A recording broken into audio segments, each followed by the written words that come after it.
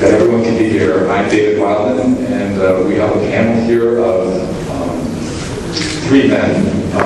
And you may have looked at your schedule and noticed that Kalila Abra is also on the panel.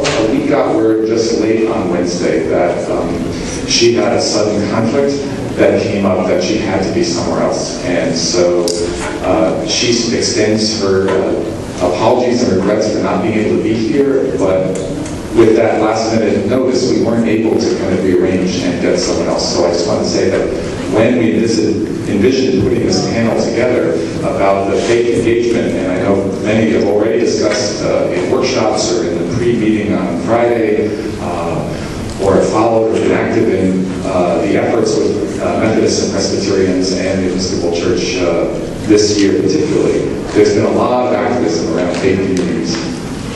We also wanted to share apart from the Muslim community, so we're open to discussions that folks can share from a variety of faith experiences and non-faith experiences as well. But I do want to just extend Kalila's deepest regrets. She really wanted to be with us, and so our apologies on that. We are going to each talk for about 10 minutes or so, and then the rest of the time really open it up for discussion, questions, engagement. And so here on the panel are Jeff Dio with the Presbyterian Church and with the Israel-Palestine Mission Network, and Sidney Levy, who everyone knows from Jewish Voice for Peace. And I just got to say that we are working on an honorary category for Sidney of honorary church lady, that he's been present at more church conventions than most of us Christians. And so let's just give it up for that. Let's turn moment of invitation operation. So I will go first and talk. We thought we'd go in kind of chronological order in terms of the events of this year. The United Methodist meeting in Tampa was at the end of April and early May, and so I'll share a little bit. Then then Sidney will reflect on the role of JVP working closely with the United Methodists and with Presbyterians and Episcopals and others. And then Jeff will talk about the Presbyterian efforts at Pittsburgh in July. And then we'll open it up. So I thought it's Sunday. We have tried to be present together, but away from worship communities on Friday for Muslims, on Saturday for Jews, and now on Sunday for Christians. So we've hopefully been equal opportunity in this process. But I thought I'd just share a word of scripture with us this morning that, for me at least, is one of the ones that speaks to us about how folks in churches and faith communities are taking on the work of BDS. This is really about BDS this morning that we'll talk about. And it's from the book of Ecclesiastes. It's the 9th chapter. So Ecclesiastes is a set of stories and reflections. Usually they are often seen as kind of pessimistic. You live and then you die. Life is tough. Get used to it. So it's not necessarily kind of a hopeful kind of thing. But this little text, I'm hoping, will have a little bit of hope. But just for those of us who are religious, hope is what has no empirical evidence at the moment. So we are really a very hopeful organization here. And I need to visually adjust here. So, I also saw under the sun this example of wisdom that greatly impressed me. There once was this small city with only a few people in it, and a powerful army and king came against it, surrounded it, built a huge siege works, maybe even apartheid walls. Now, there lived in this little village a poor guy who was wise. And you know what? He saved the city, his little village, with his wisdom. But nobody remembered this poor fellow. So I said to myself, wisdom is much better than strength, but a poor person's wisdom is despised, and the words are no longer heeded. The quiet words of the wise are more to be heeded than the shouts of the ruler of fools. Wisdom is better than any weapons, F-16s or Apaches or you name it. But one sinner can destroy much good. Now, I may need to check with sitting on the Hebrew in here. I did take 1 month of intensive study, but the translations might be a little different here.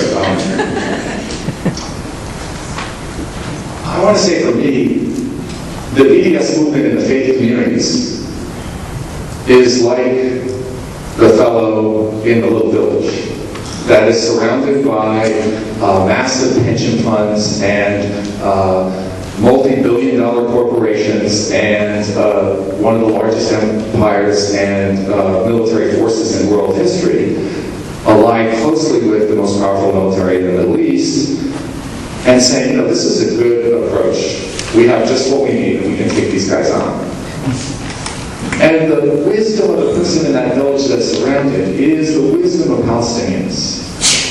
And this year, Christians in the United States, and I'll speak mostly about the Methodists, responded to the wisdom of Palestinian Christians that launched the Kairos Palestine process. And if folks are not familiar with that, one should really kind of go to the Kairos Palestine website. If you just Google that, you'll find options for that. But they talk about resistance, nonviolent resistance, and the call for boycott and divestment and sanctions as nonviolent actions as love, a love for one's enemies, as well as a love for one's own community. That's the wisdom that I think Ecclesiastes spoke about long ago.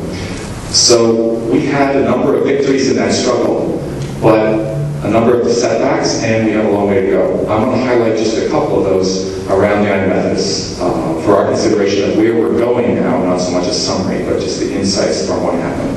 But first I want to ask, how many people, anybody here that was actually in Tampa, raise your hands. All right, so we have a couple of folks that were here.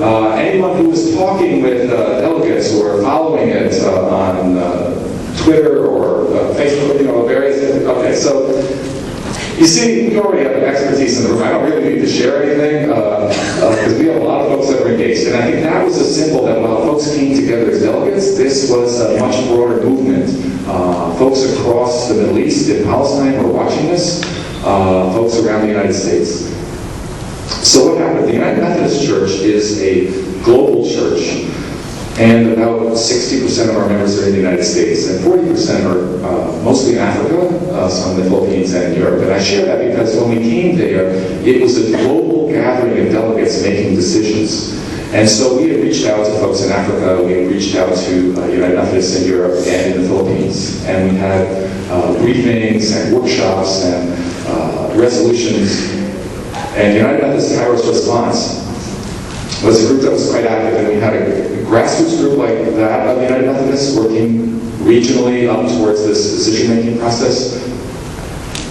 And we also had general agencies like myself working with the Board of Global Ministries. And we had a resolution. We, after several years, decided to focus on divesting from 3 companies, Caterpillar, HP, and Motorola Solutions. And we decided that because those were companies that we had engaged with. I've met with all 3 companies several times as part of an ecumenical group. We filed shareholder resolutions. We've written letters.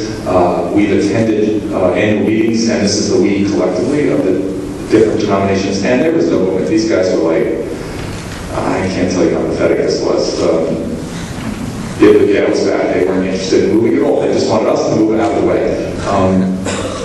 We brought that there, and here's what happened. We also wrote a resolution that in our resistance to settlements and occupation, which we have had for decades as the United Methodists, we added some action components about a boycott and about accompaniment, nonviolent presence, so supporting groups like Christian peacemaker teams and the ecumenical accompaniment program. So we could try to move from just statements of what should be happening to what we as the church can do. And the most historic thing that happened in Tampa was that for 2 to 3 hours, United Methodists debated not what the Israeli government should do, not what Palestinians should do, not what the U.S. government should do, but what should we as a church do? What nonviolent actions should we take to end the occupation and to end settlements? That was never done before at this level. And it was the social justice issue that got the most debate and attention of any issue in the United Methodist Church this year. And so in that sense, it was a historic moment to shift from just, well, what you guys need to do. The finger pointing, which is all too much in the churches.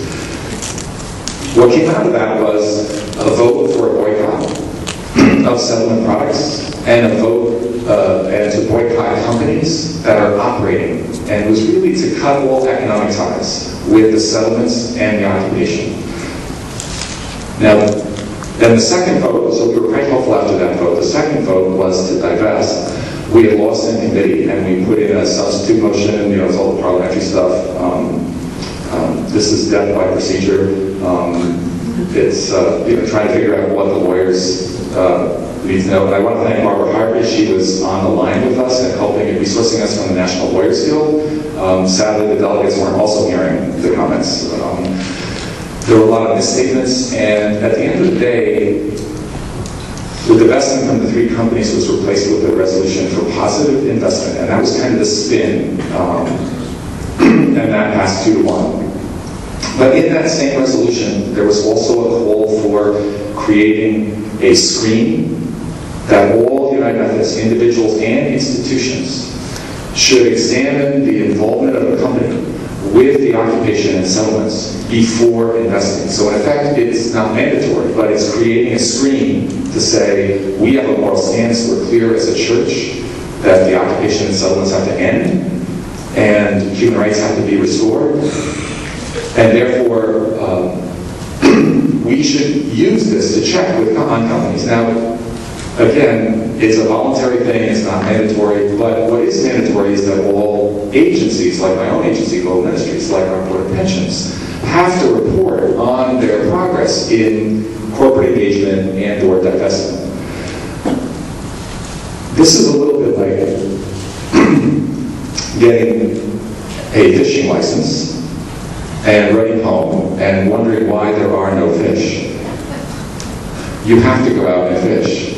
So we now have a license and a mandate as United Methodists to boycott settlement products and companies operating in the settlements. It's a moral license to do that, but we still are working on, and this is the hard work ahead, and the challenge for all of us is how do we ally and work together in faith communities and with coalitions, the U.S. campaign, and groups like JVP, to use that license, to put it into practice, the nonviolent efforts of boycott, and the ongoing efforts of divestment. And in the United Methodist Church, for folks who aren't familiar, we've had several regional bodies already divest, so it's not a question of can it be done or not. And so we've got a lot of challenges ahead, but I think we have gotten a clear mandate to go forward in a big way, and that was a huge shift that really acknowledged that nonviolent action in partnership with Palestinians and Israelis that are working on nonviolent action on the ground is the way for us to go as the church. I don't want to pretend that it's easy. It's like that small fella in the village. But the wisdom of nonviolent action will topple the most powerful forces that we face. So with that, I'm going to turn it to Sydney and then Jeff. And I'll try and, since I didn't keep time on myself, I will try to keep time on that. So, thank you. That's the way it works with these people. They always hold you to like 2-minute comment, 1-minute comment in these communities, in churches. But I want to be more than 2 minutes, but not a long speech. I have a lot of friends in the room, lots of people that Jewish Worship Peace has been working on for a long time.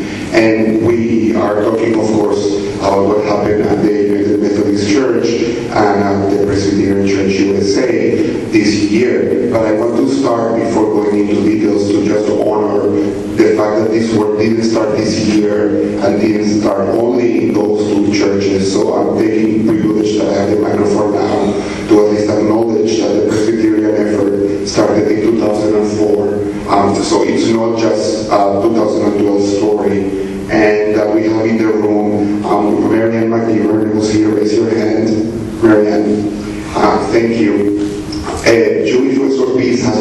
filing shareholder resolutions with Caterpillar at their corporate shareholder meetings since 2004, and everything that we know about filing shareholder resolutions we learned from the Sisters of Loreto and the Sisters of Mercy. Everything that we know about shareholder resolutions we learned from them, and we know a lot by now, and we owe a great debt of gratitude to that interfaith work. Also, as we talk about Methodists and Presbyterians, I just want to take one more minute before really starting to do my comments, reminding everyone what we heard, I think it was yesterday or the day before, about Friends Fiduciary, and about the fact that now we have, for the first time in the United States, one retirement fund, the first retirement fund that is truly occupation free. And we owe that to the Quakers, and they do not meet and have the same process that these two churches have. It's a different process. But at the end of the day, what is important to know is that these things don't happen in a vacuum. They happen because there are activists out there that push for the issue. So thank you, Karen. Raise your hand, Karen. And I'm sure there's other people in here as well. But this work does not happen because people get that illumination from the sky. People like, oh yeah, I live in Palestine. It happens because there's a lot of education and a lot of advocacy that takes place. So I want, first of all, to find out who in the room is actually working on an interfaith basis or a faith-based work regarding Palestine work. If you are, don't raise your hand. Twinkle for me, please. Just twinkle. Excellent. So those of you that did not twinkle are probably not organizing on faith-based communities or working on interfaith, but that does not mean that you cannot work with those that organize in that setting. So I want to address my remarks in two separate ways, for those that are working on faith-based organizing and those that are not. You have different roles to play here. The most important thing that you need to know, independently of where you fit in this schema, is that we are almost there. What happened at the Presbyterian General Assembly, and you're going to hear more about it, is that we actually lost the investment by 2 votes. That means that we're almost there. That means that the next time we're getting in. And Friends Fiduciary will not be alone. We are almost there. I want you to understand that, because as a movement, we are not used to winning. We're used to being there, and we're used to losing. And we have to get ready to understand what does it mean to win. So we're almost there. That's the first thing that you need to know. Now, in order to get there, particularly for those that are working inside of faith-based organizing, there are certain principles that I think will be helpful for us as we move forward. And some of them you already know, so apologies if I sound repetitious. The first one is that we are done with the time where we are working only in silos, where we are working only church by church by church. We need to understand how is it that we can work across denominations, and how is it that we can work on a truly interfaith manner. It is easier to do that with boycotts than with divestments. It is easier to conceive of a boycott campaign that crosses across churches and even across faith. Divestment, because of the purse strings, there's someone that controls the money at an investment or a retirement fund. It usually, in most cases, is a church, a pension board, or something else. That work tends to be more focused on doing it denomination by denomination, but that's not the case with boycotts. I'm happy to say that people that are doing the interfaith work are starting to see the connections, and that we are getting to the point where churches are working together and where activists are working together, and you should wait to see in the next coming months campaigns that will come from different churches and from different activists that are campaigns that are bringing us together, and it's called boycott of settlement goods. That's the first thing. The second lesson is that it cannot only be about churches, and it cannot only be about Christians and Jews. That's a losing proposition. It has worked for some time, but it will not hold for a long time. If we do not bring the Muslims into the table, and they're already there, they're doing boycotts. The American Muslims for Palestine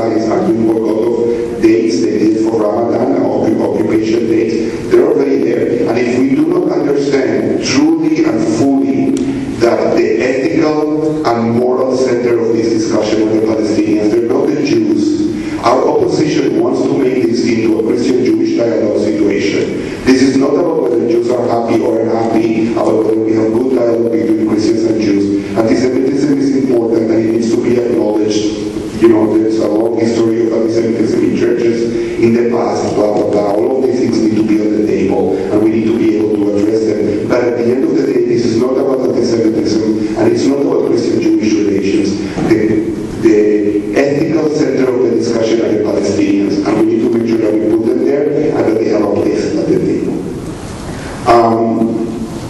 Lastly, we have to remember that it's true that this is a non-violent movement, and it will continue being so. But being non-violent doesn't mean that you always have to be nice.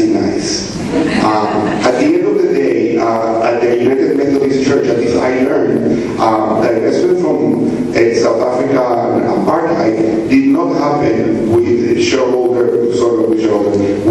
with general conference resolutions and the like. It happened because the Methodist Federation for Social Action went and they chained themselves to the doors of the Board of Pensions. And they said, we are changing until you divest. I mean, they took direct action. Now, we are not there just yet on the issue of Palestine, because this is a movement that increases, that you try something, and if it doesn't work, you try it again, and if it doesn't work, you try it a third time. If by the third time it doesn't work, you have to try a new technique, you have to ratchet it up. So we have to remember that we have other tools available for us, that direct action is another tool, and it's okay, it's a very, very, very interfaith value, very Christian value, to not only ask nice, but also to find other ways to exercise our non-violence. So that's my message for people that are doing the faith-based work. For people that are not organizing in that manner, my message to you is different. It's like, hey, wake up. If you want to have success on Palestine solidarity and really work in BDS, you cannot ignore what is happening in the churches. That doesn't mean that you have to be a believer. That doesn't mean that you have to follow the theology. That doesn't mean even that you have to read Kairos USA or Kairos Palestine, although I recommend that you read them. They're excellent documents and they're really foundational and you should take some time reading them. But if you don't want to, that's fine. But what you have to understand is that churches are very powerful networks. And that if we want to win in BDS, we are not winning just by convincing one individual at a time, but we're winning by convincing one network at a time. And this is what we can do when we do interfaith work. Churches are not only powerful networks, but they are networks that have some claim to having a moral and ethical voice, and they do. And we need to use that voice, and we can use that voice, and we use it by working inside of those networks and with those networks. The way to do it is not just to work with churches, but if you go and you work with labor unions, or if you go and you work with students, or with any other network that there is, and there's quite a few of them, the first thing that you need to do is to spend some time out of respect and understand the language and understand the culture. So you are going to be speaking, but you have to also speak in your own language, but also in a language that will resonate with them. So there's a little bit of homework, but there's a lot of it that is already done for you.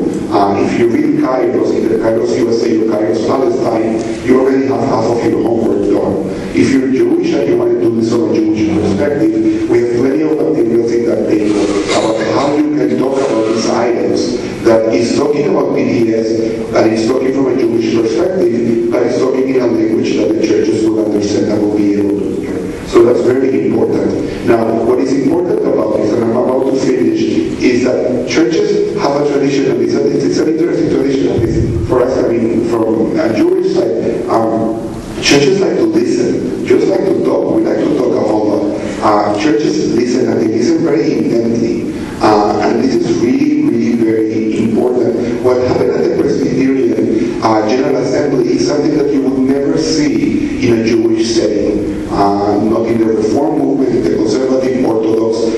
They are making decisions, and they are fully transparent. They have, in Committee 15, they basically invited anyone. You didn't have to be Presbyterian. You didn't even have to be Christian. They invited everyone. You had to speak only for 1 minute, but you could speak. And they listened for hours to testimony of people that just came. And I said, like, we will never do this in a Jewish setting. Like, it would be like, what? Like listen forever and ever for what other people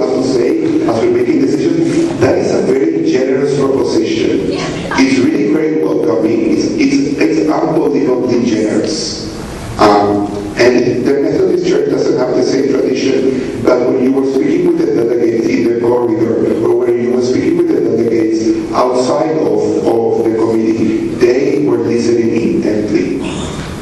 And it's not only that they listen, but they do listen mostly with an open heart, and that they are willing to pay attention to what you have to say.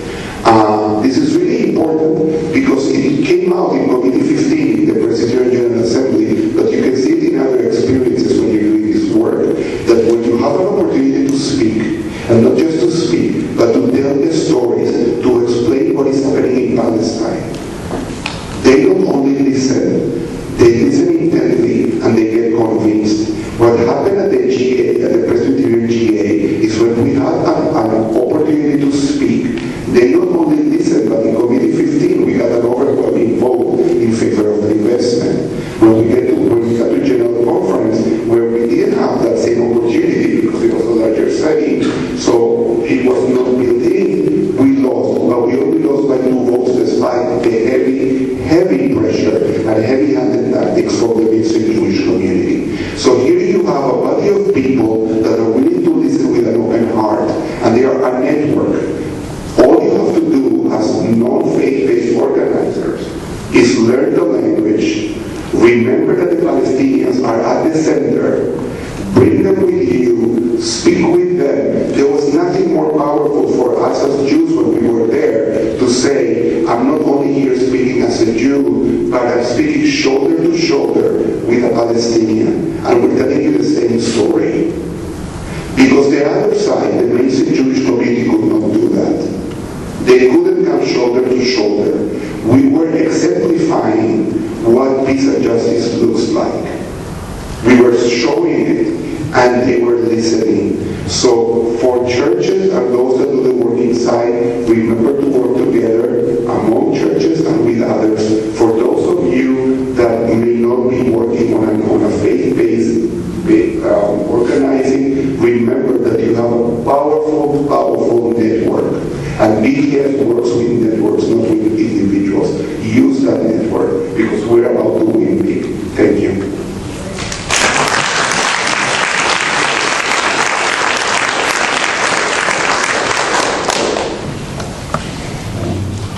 So for the Israel-Palestine Mission Network at Presbyterian Church, I'm the guy who has to worry about where we're going to get votes. And votes in committee, and then votes in plenary. And so when committee, we won the committee with a 3-to-1 margin to recommend divestment to the floor of the plenary. All the tension was in that big room, and we were just waiting for that moment in that day when this vote was going to come. And it was historic just to wait for it because we'd never gotten that far.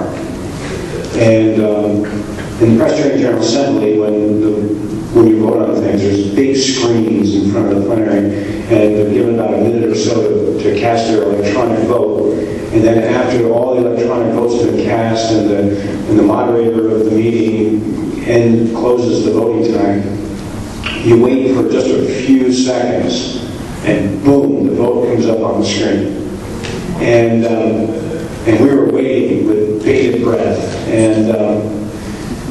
And so the vote for divestment, boom, went up on the screen. And the first thing I saw was the 2 columns were absolutely even. And I saw under the columns 50-50 with little point something. I thought, oh my God, this is close. And the vote was 333 to 331, which defeated divestment. Now, as a person whose task it is to get the votes, I knew how many votes there were out on the floor of the plenary. There's over 700. So when I saw the count, I said to myself, the first thought that ran through my head was, okay, who went to the bathroom? That's how close it was. There were people out of the room not voting when this took place, and whoever they were, that reality is the difference between winning and losing.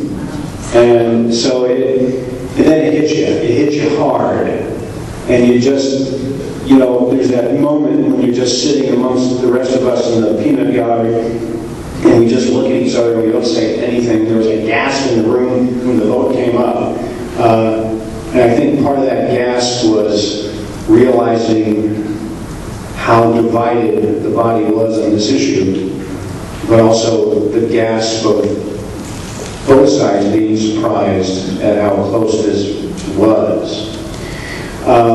Later, not very long after that, the body voted by over a 70% margin to go with boycott. The difference, I believe, is a very institutional difference, and it's what we have to fight to overcome is the difference between what is an historical, long-standing call in our Presbyterian tradition for people to act on individual conscience, which boycott allows people to do, and we've got a history of that. And so it's easier for Presbyterians to vote for a boycott because of that history. And because we've had successful boycotts in the past, and all we have to do is call upon individual conscience. It's a different game altogether when we call upon our corporate institution to act with that same kind of conscience, with all the apparatus and the structure and so forth that goes on in the institution, and the people who are in charge of the financial strings, and in that whole process. It's hard. It's very hard. It's hard to change. It's hard to move Presbyterians very quickly anyway. It takes us a long time to get from point A to B when it comes to changing church policy. But I think, the battle goes on, and the Israel-Palestine Mission Network we've been working on this for 7 years, and we're not going to give up. We're going to keep plugging away, and the people on the steering committee and the rank and file of the Israel-Palestine Mission Network is committed to that, I know. And we're meeting in October at our annual meeting, and we're going to have somewhere in the neighborhood of 80 to 90 people there, and our purpose is to, how are we going to move forward? What are we going to do about boycott? How are we going to move into the next General Assembly? And we're just going to keep plugging, because we have seen the results over this last 7 years of what our hard work has done. But just let me, with that in mind, and I know, and we really are in partnership in a lot of ways with the United Methodists. We've been kind of paralleling each other on this battle, and when it comes to shareholder resolutions and things like that, Presbyterians and Methodists have been in the same room with the same company executives. David knows our paid staff at Louisville very well. He sits at the same table with them, and there's paid staff in Louisville who are definitely working for the same ends that Israel-Palestine Mission Network is, and so we're in sync in that. And I do want to say a huge word, because Sydney and Anna were at our General Assembly. Jewish, young, I keep getting that backwards. Young Jewish and Proud were there, and it's unbelievable the impact they made.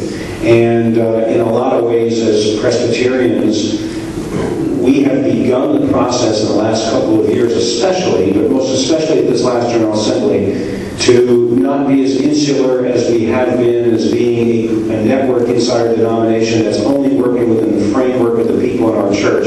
We are looking outside for help. We are building relationships. That's why I'm here. That's why Pauline Kaufman is here, and other Presbyterians are here today, because we're looking outside of ourselves to build our relationships.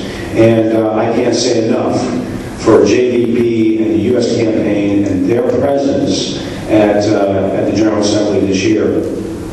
I've got to share one thing. I'm a local church pastor, which means this is Sunday morning and I can't get by without doing something with Scripture. I'm supposed to preach today. I'm not there. I just want to tell us just quickly, there was an episode in the Gospel of John where Jesus has a conversation with a Samaritan woman. And it's quite the conversation. They're listening to each other. And at the end of the conversation, the woman goes home to her little village, and she says to her people, "Come and see a man who told me everything that I have done." And of course, the understanding of that passage was he told her everything that she had done, and he was accepting of her, and he wanted a relationship with her. And I think I want to just end what I'm saying by talking about the heart of the thing for Presbyterians. I believe it's about come and see. It's come and see what's going on the ground in Palestine. And we design programs to continually get people to Palestine, to come and see the reality of it, and let your heart be changed. My heart was changed by going and seeing. It's an issue where I once did not have an opinion whatsoever until I went and saw, and it changed me. So come and see. And then after come and see, and after more people get on board because they did go and see, it's also about come and hear. Come and hear the story of where I've been and what I've seen. And as you hear, and as I keep telling the story, maybe you will come and see as well. And then finally, it's about come and be in relationship. And that's the key. It's about relationship with the people on the ground, with the people who are suffering. It's about the relationship with the people who can't go back. Come and be in relationship. Come and see, come and hear, come and be in relationship. And that really is the heart and soul of the Israel-Palestine Mission Network's work in the Presbyterian Church against all opposition that just are talking heads that want to put forward propaganda and speak mistruths. We just keep saying over and over again, come and see, come and hear, come and be in relationship, and your life will be changed by that. And we believe, as a faith group, that's what we have to do. And the come and be in relationship thing is really being played out in our lives as Presbyterians now as we step into this relationship with the U.S. campaign and build even broader relationships here and in Palestine. And so that's kind of the heart and soul of what drives us. And we will continue to do that until indeed we reach justice. Thanks.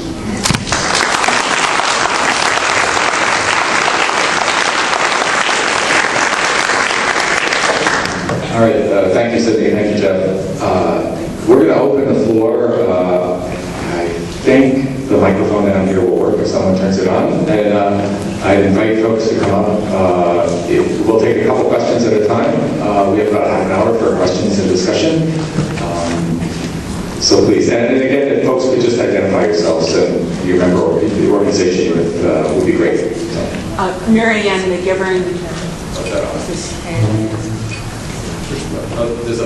There's probably a little button somewhere on there.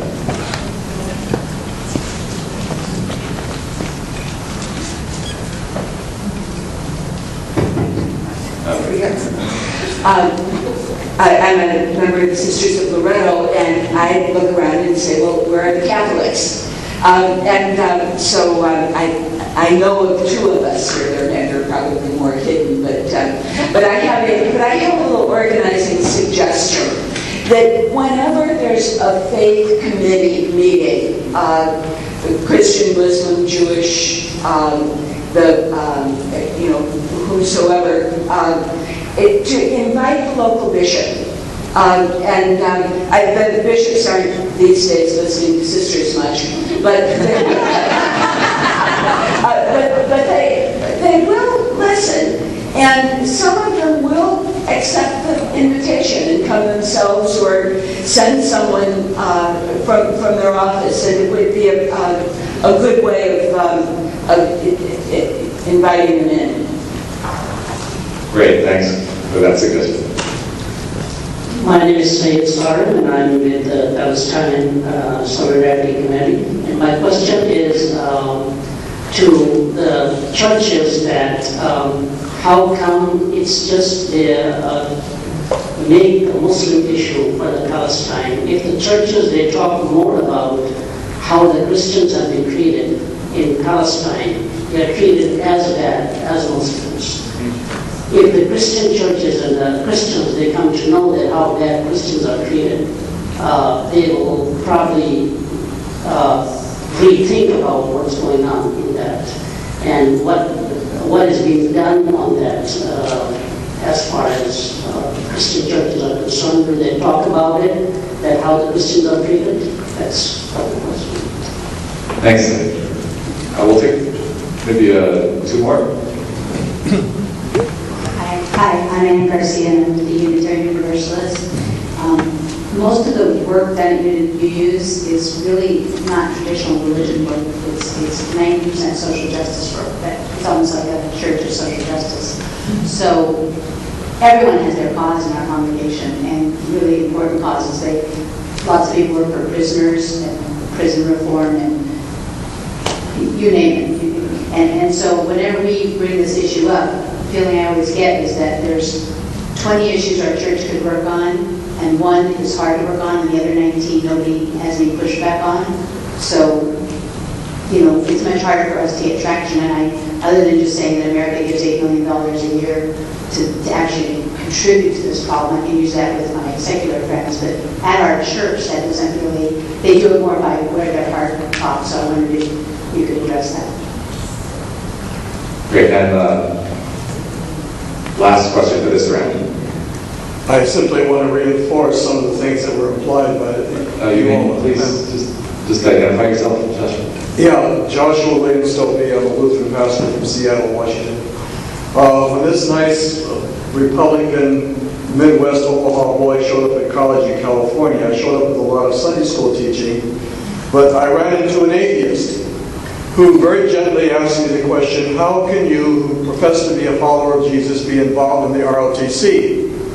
The stupidest question I'd ever heard at college that first year, but he was very gentle and he kept asking me. I started to defend myself and I started to read, and the more I read, the worse it got, and finally I had to tell him he was right. And I'm bringing this up because it's very important that those of us who are not Christian, not religious, who are in fact atheists, listen enough to Christians and understand enough, and also Jews, to be able not to tell them what to believe, but to ask them questions and to make them aware of inconsistencies, because we all have them. But if you can create dissonance in religious people between what they are doing or what they're not doing with Israel-Palestine in their own profession of faith, you will have made a major accomplishment. So I would encourage you to read and to listen till you get to the point where you can begin to ask questions of religious people that they need to think about.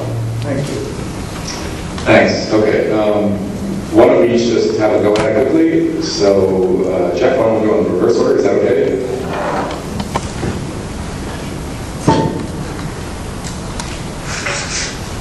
I think on the Christians versus the Muslims question, and the suffering of Palestinian Christians, Presbyterian Church, the first Palestinian Christian I ever met was Fahed Abu Akel, who was elected years ago as the moderator of the Presbyterian General Assembly. And he started telling his story of growing up in Galilee.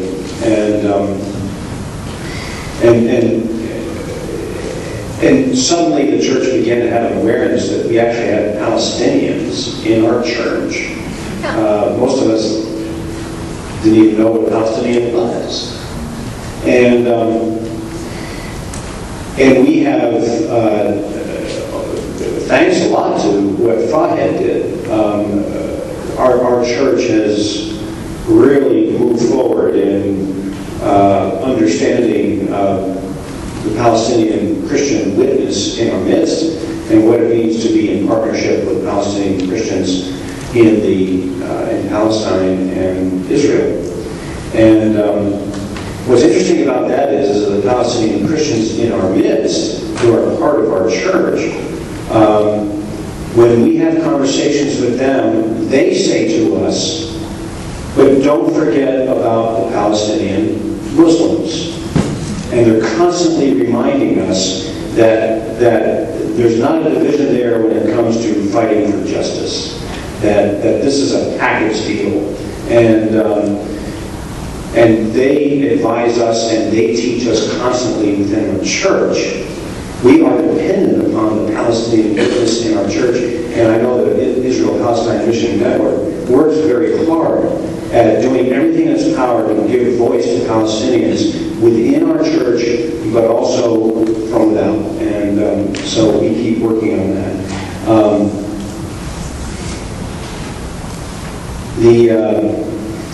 I'm not sure I understood the third question.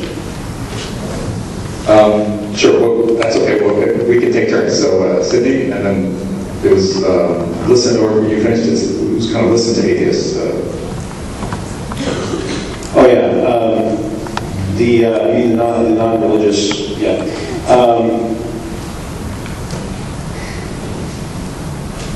I agree. I think. I think religious people struggle with mythology and misunderstand what mythology is meant to do and be in our lives of faith. And so we know what that looks like across the board, religiously speaking. You got people who look at mythological stories as allegory, as metaphor, as teaching tools, and then you've got people who take that literally. And that's just within Christianity itself. Within our faith, we don't need atheists always prodding us because the left end of the church is prodding the other end of the church about these things, and we're getting in arguments about it all the time. But it is good to have outside conversation, people from the outside, observers, saying, hey, look at this, and let's find a way where we can talk together without making us feel like we've got to talk in terms of your mythology. And I think that's important. I think it helps us to clarify our faith stories and our narratives and continue the conversation.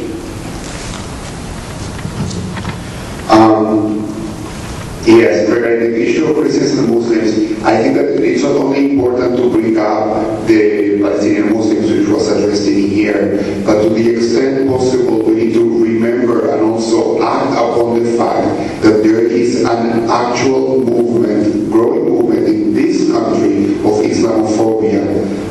And so one of the commitments is not only talking about it, but particularly with Christian churches, because there is a high sensitivity on issues that relate to anti-Semitism, and there should be. But one of the commitments that I have, for example, is that whenever I talk about anti-Semitism, I also talk about Islamophobia. And it's not because they are the same, they are different phenomena. And as a matter of fact, today in the United States, Islamophobia is a strong and growing phenomenon, whereas anti-Semitism is something that we should be aware. It happens sometimes, but it's not in any way, shape, or form in the same level of strength and hatred that you see. And it's very obvious. So we have a mandate as well, not only to address the issue of Muslims in Palestine, but address the issue of what is happening to Muslims in this country and how we are referring to them. And whenever Christians talk about relations between Christians and Jews, it's an excellent time to talk about relations between Christians and Muslims, also in this society. Regarding the issue of the youth for a second, it's not only the money, and it's a substantial amount of money that we are giving to Israel.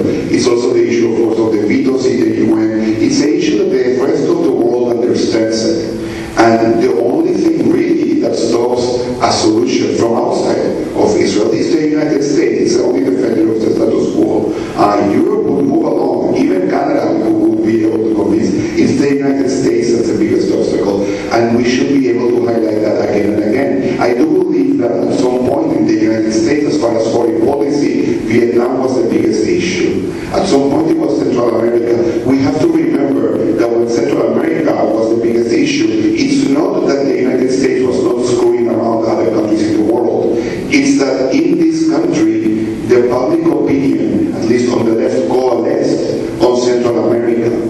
The public opinion in this country, at least in the left, and is moving towards the center. It's called, our Palestine. Palestine is becoming the biggest issue. We shouldn't forget, of course, the issue of Iraq and Afghanistan, where we're heavily involved. But putting those to aside, where we have military involvement, Palestine is becoming the issue. And it's not to say that we are not going around, even today, other countries in the world, but we have to capitalize on that opportunity that we have. It is a social movement that we can make it grow. All right, I think we've gone on a little long on our end here. Let me add just a couple short points on inviting this bishop. I think this is a process of invitation, and we need to think about who do we invite.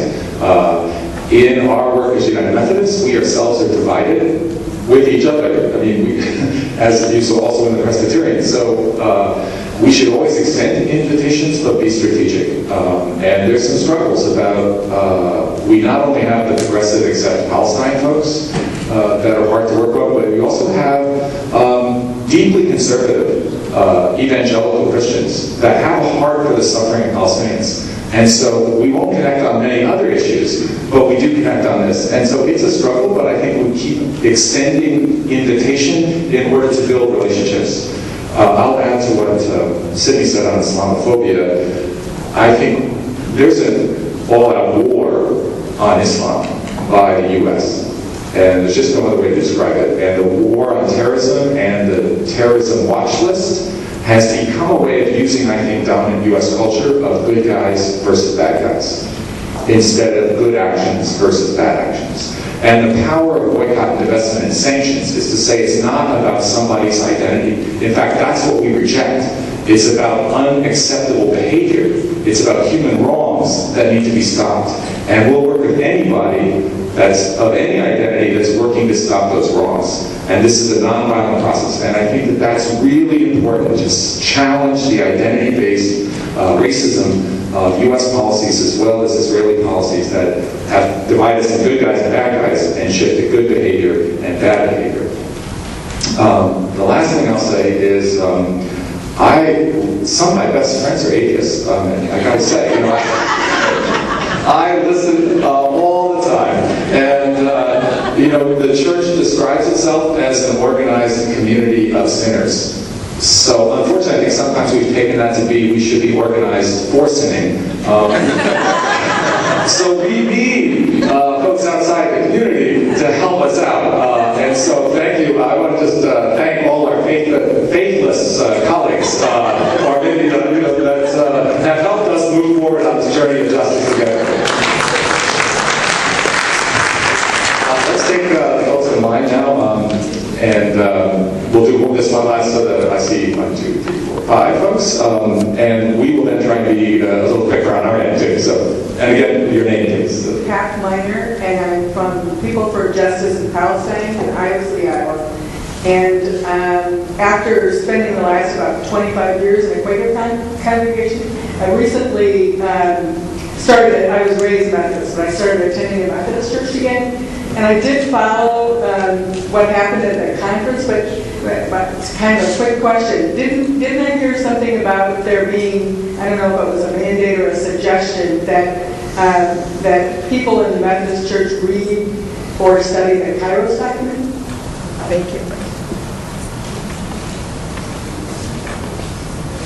I've had several conversations with religious people this weekend, and I think the easiest conversation I had was with the name, please. Oh, my name is Rick Chardon. Probably the easiest conversation I've had regarding faith was with an atheist. I think oftentimes we deal with alpha dogmas. I would be considered by a lot to be an enemy of this organization because I spent the last 20 years in the premillennial evangelical Presbyterian church, who is really pushing for Zionism. So I understand where they are, and as a Christian, I needed to step out of that and love my enemy as myself. And I quickly became considered by most of my friends and family to be a Muslim. So I moved all the way from one side to the other side. The difficulty, I call this alpha dogmas, and too often theology becomes, I will call it, theologic.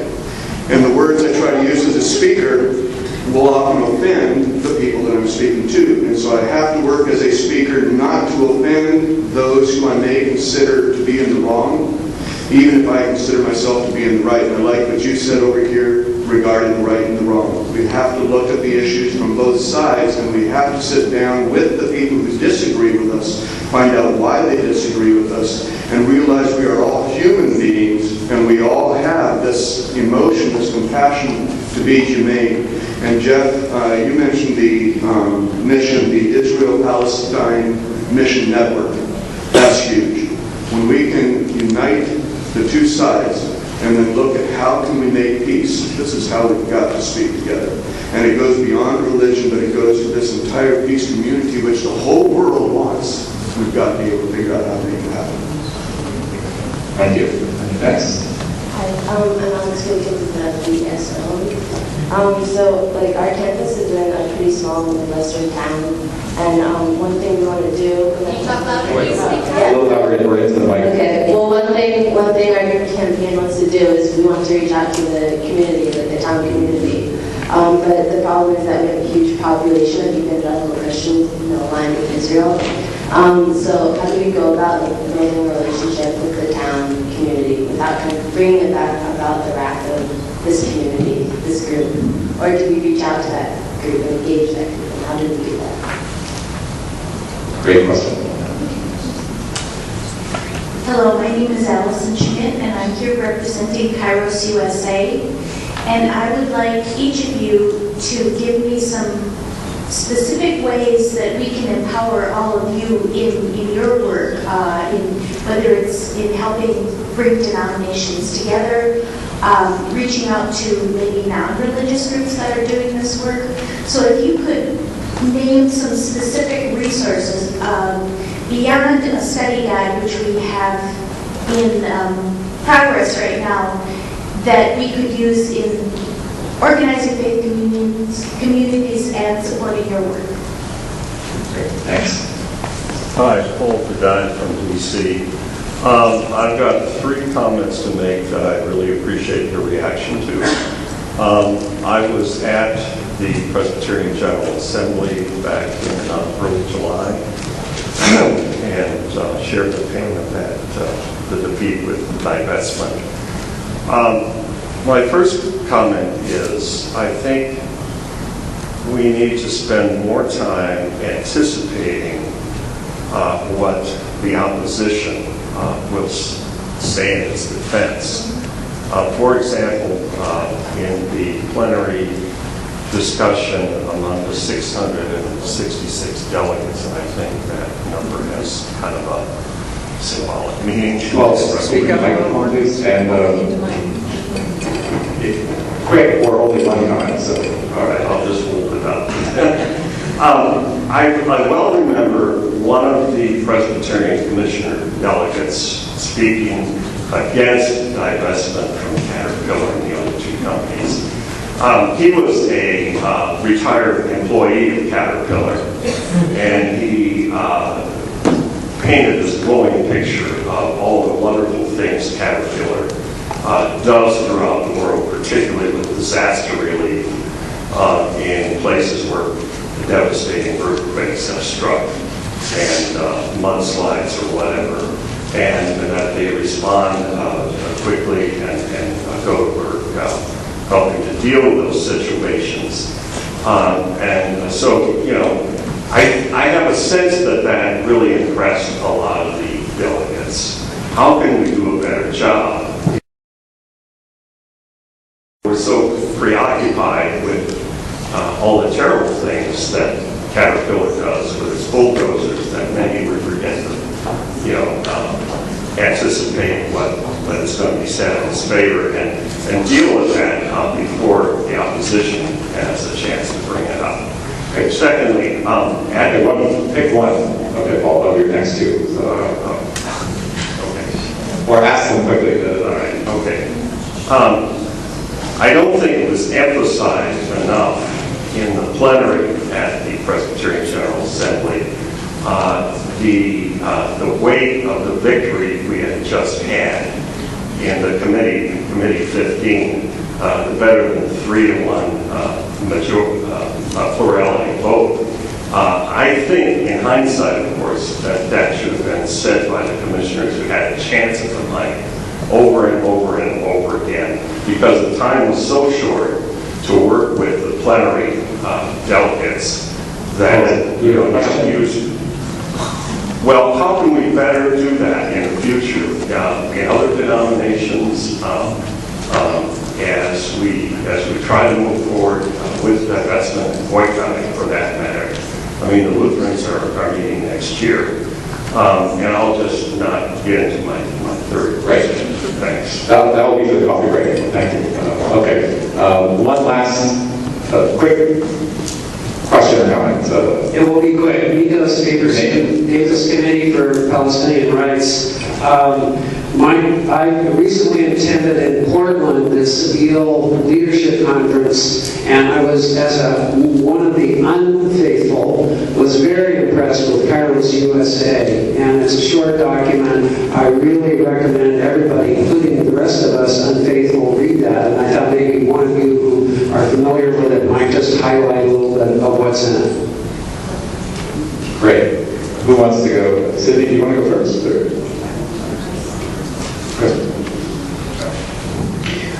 On the Presbyterian, some of the Presbyterian questions regarding the process, Paul, I appreciate what you said. It's certainly part of all our strategy sessions to talk about that. But a lot of that is inside baseball. It's how you get the right commissioners to the microphones at the right time. And that's very hard. It's a very hard process. And we do our best to brief the commissioners on how to do that. We have all the elevator speeches, and we gave them. And the kinds of things you asked, they had those. We had commissioners who had those in their hands, and they couldn't get to the mic and couldn't be said. And that's the struggle. When you get to plenary, it is just, you know, all bets are off. And that's our struggle. We keep working on that. Believe me, it keeps me up at night sometimes.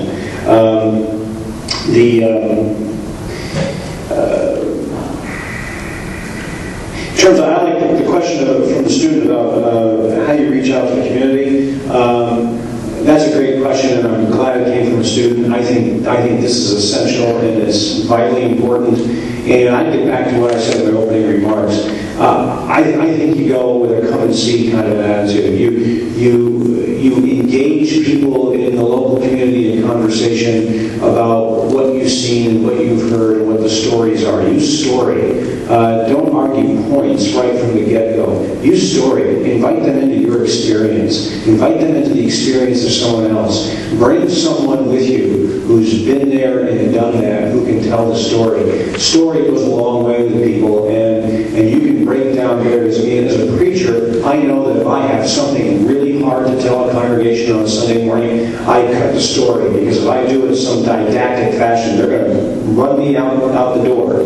But if I tell it in story, it disarms everybody. Use story. That is so vital and important in human relationship and getting messages across.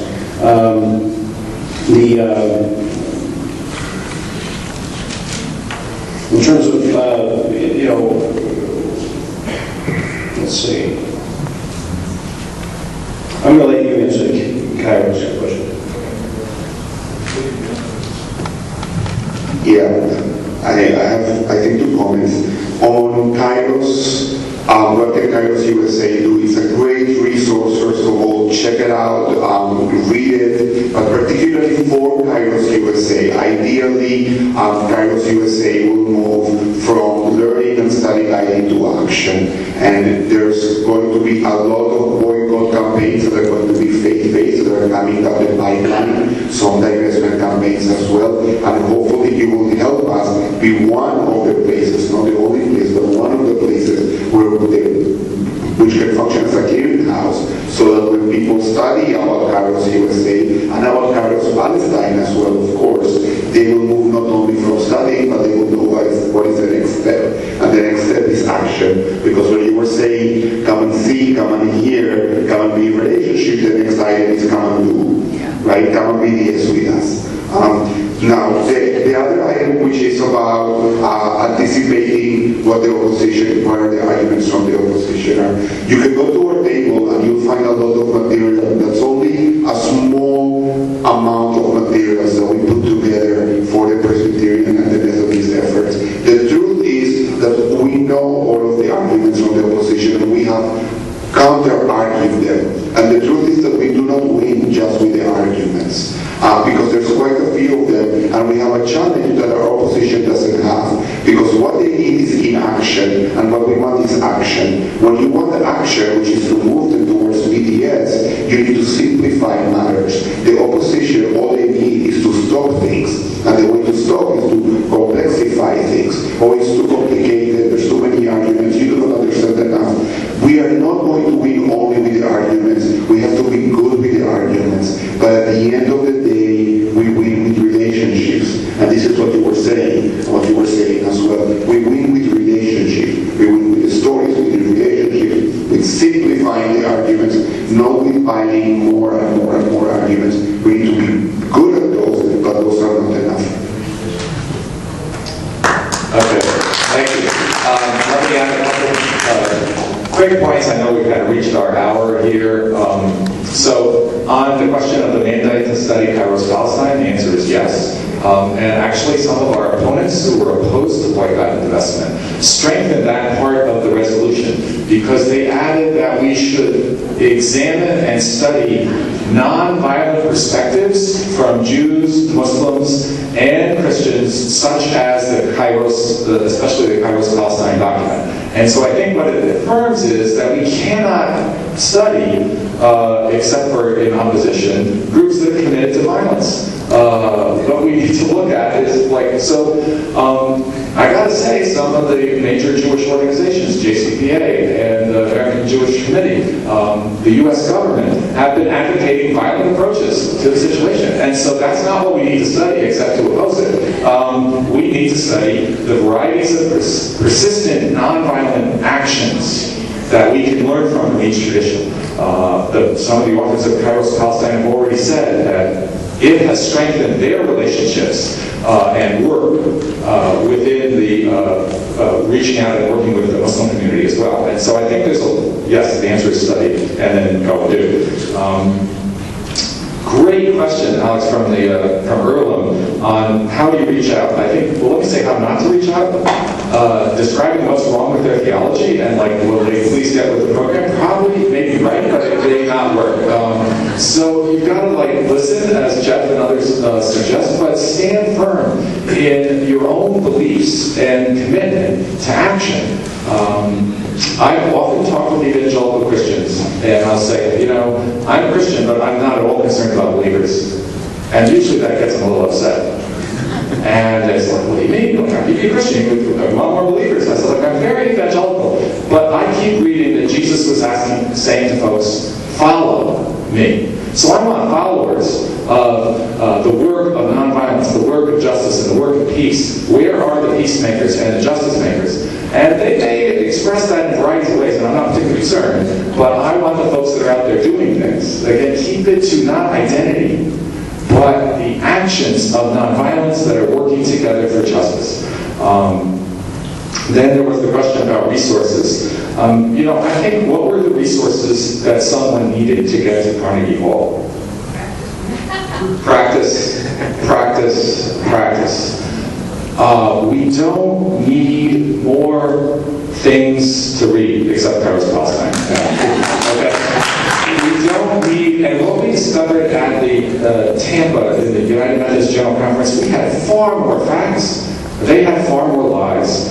But what we were working on was relationships. It was who you knew. And so I wanted to say that, and this answers the Earl question and the resource question, is we worked with a lot of folks that were quite evangelical and conservative in their political and theological views on many other issues. And we found common ground on this issue of working around the issue of something of Palestinians because we had relationships with Palestinians. They also had gone to the Holy Land and met with folks and said, I don't know, this wall is nowhere in the Bible that I see this is kind of a good thing. This is a bad thing.